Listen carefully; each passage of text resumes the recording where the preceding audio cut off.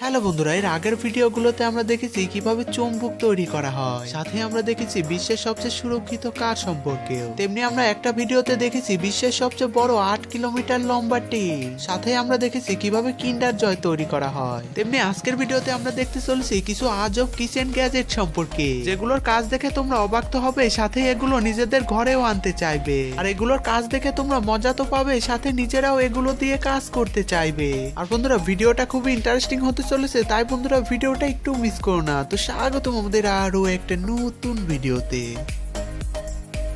এবার চলো পরিচিত হওয়া যাক অ্যাপেল পিলার মেশিনের সাথে।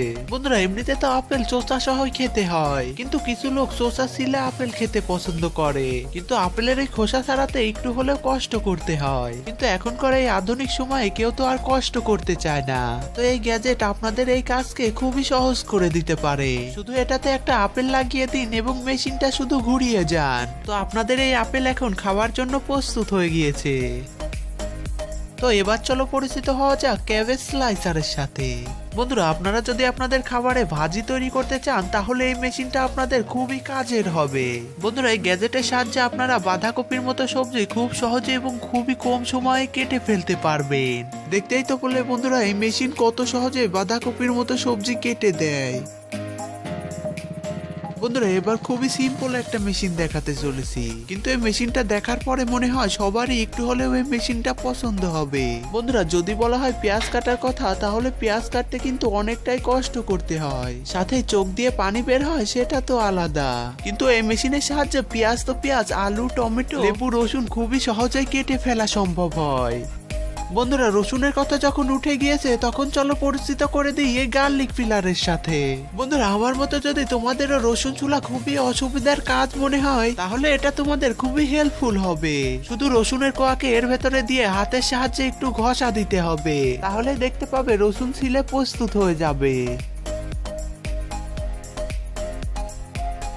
বন্ধুরা, এটা হলো ইউএসবি ব্লেন্ডার। এটা একটা রিচার্জেবল জুসার। বন্ধুরা, তোমরা যদি ঘর থেকে অনেক দূরে থাকো এবং বড় জুসার নেওয়ার প্রয়োজন নেই, কিন্তু ব্যায়াম বা জিম করার পরে যদি জুস খেতে চাও, তাহলে এই মেশিনটা তোমাদের খুবই উপকারে আসবে।